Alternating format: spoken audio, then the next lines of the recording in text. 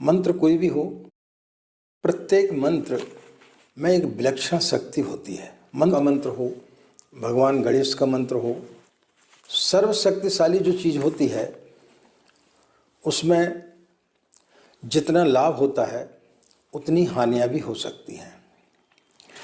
एक माचिस की तीली होती है, यदि उसका सही तरीके से सदुपयोग किया जाए तो आप उससे दीपक भी जला सकते हैं, गैस का चूल्हा भी जला सकते हैं, अग्नि भी प्रज्वलित कर सकते हैं। लेकिन उसी तीली से आप जो है पूरे गांव को भी जलाकर नष्ट कर सकते हैं। यदि किसी सद्गुरु का आशीष प्राप्त हो जाए तो वह मंत्र जो है हमारे जीवन में विलक्षण प्रभाव डालता है, कई सिद्धियों से हमारे खजाने को भर देता है। 84 लाख योनियों के पश्चात में हमें यह मनुष्य शरीर मिलता है। इसका हमें सही तरीके से सदुपयोग करना चाहिए। प्रायः हम पेट और प्रजनन में अपनी सारी जिंदगी लगा देते हैं, लेकिन ईश्वर ने जिस निमित्त हमें इस सृष्टि पर भेजा है, स्वयं अपने आप को जाने, हम उस परमात्मा के निकट पहुंच सकें, ताकि हमारे जीवन में इस मृत्युलोक में आवागमन बंद हो सके, हम मोक्ष को किस प्रकार से प्राप्त कर सकें,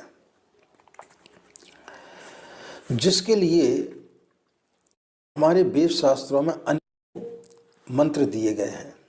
लेकिन उन मंत्रों में सर्वोपरि मंत्र गायत्री मंत्र को माना गया है। लेकिन विडंबना ये होती है कि जब हम किसी मंत्र का जाप करते हैं तो हमारा मन स्थिर नहीं रहता है। जब हम ध्यान करने बैठते हैं तो हमारा मन इधर उधर भटकना प्रारंभ कर देता है। कई बार तो इतना आश्चर्य होता है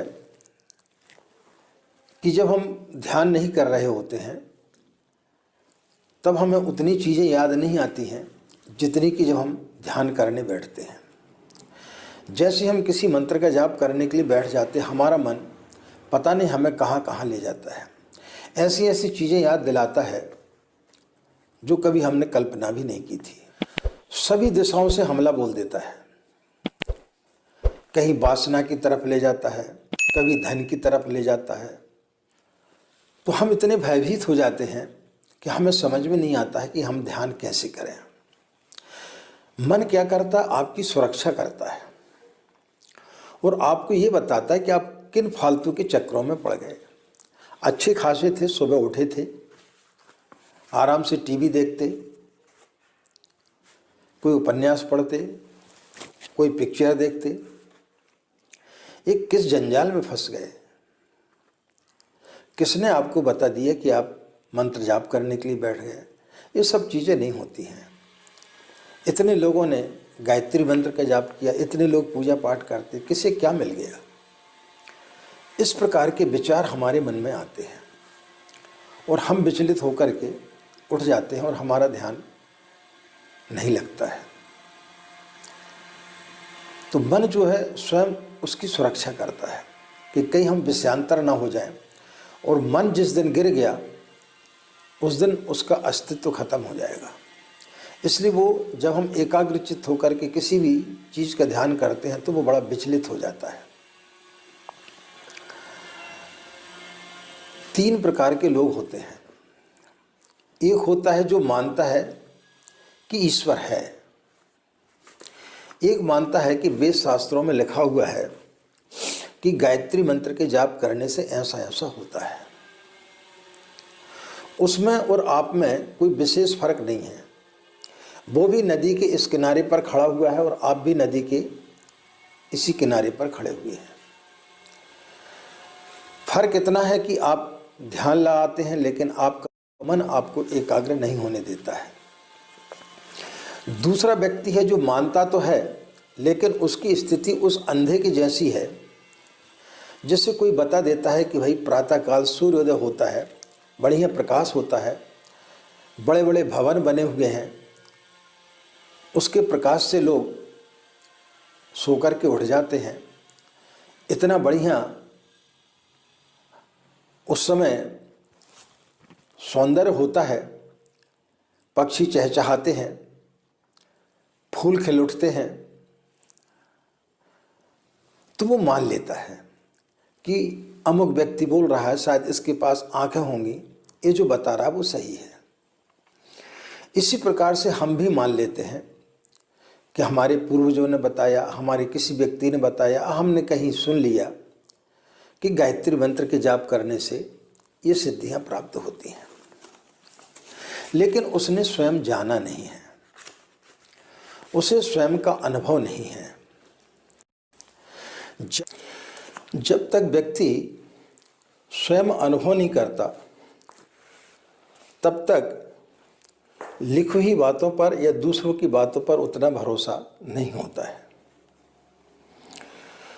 यदि किसी चीज़ को जानना है तो आपको स्वयं वहाँ पर जाना पड़ेगा। जब तक आप वहाँ जाकर के स्वयं नहीं देखेंगे, तब तक आपको पता नहीं चलेगा। अब किसी ने बोल दिया कि गायत्री मंत्र बहुत खतरनाक मंत्र है, इसे नहीं जपना चाहिए। किसी ने बोल दिया ब्राह्मणों के अलावा किसी और को नहीं जपना चाहिए। किसी ने बोल दिया स्त्रियों को नहीं जपना चाहिए। तो उनके कहने से आप कैसे मान लेंगे? जब तक कि आप स्वयं उसका अनुभव नहीं करेंगे, तब तक आपको कैसे पता चलेगा कि यह मंत्र जपने से व्यक्ति के अंदर किस प्रकार का परिवर्तन आता है, लाभ होता है या नहीं होता है, या हानि होती है। जब तक आप स्वयं नहीं जानेंगे, तब तक नहीं होगा। दूसरा होता है जो बोलता है मैंने जान लिया है। जान लिया है यानी उसने ईश्वर को पहचान लिया है, वह उसके निकट पहुंच गया है। जो व्यक्ति गायत्री की साधना करता और साधना करने के पश्चात में उसे जो परिवर्तन महसूस होते हैं, उसके जीवन में जो अमूलचूल परिवर्तन आते हैं, उनको वो जानता है। तो जिसने जान लिया, तो कौन व्यक्ति जानता है? किसी का आशीष प्राप्त हो जाता है कि इस मंत्र के जाप करने से किस प्रकार की सिद्धियां प्राप्त होती हैं। तीसरा व्यक्ति होता है जो नदी के उस किनारे पर खड़ा होता है, जिसने जान भी लिया और वो स्वयं उस ज्योत में समाहित हो गया, यानी भक्त और भगवान दोनों एक हो गए।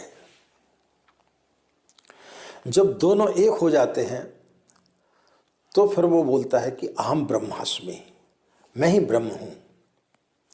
वह जान लेता है कि सारी सृष्टि जो है वो चलाने वाला सिर्फ एक ही है और उसी का अंश मैं हूँ। और जिसने जान लिया वो भगवान बन जाता है। भगवान राम, भगवान कृष्ण, यह जो इस समय पैदा हुए, भगवान महावीर, भगवान बुद्ध, जीसस, रामकृष्ण परमहंस, उन्होंने जान लिया। आज भी कलकत्ता में वही काली है, लेकिन उसी काली को आज आप भोजन नहीं करा सकते, लेकिन रामकृष्ण परमहंस उनको अपने सामने बैठ करके खाना खिलाते थे। उन्होंने जान लिया था। परम पूज्य गुरुदेव आचार्य पंडित श्री राम शर्मा, उन्होंने गायत्री को जान लिया।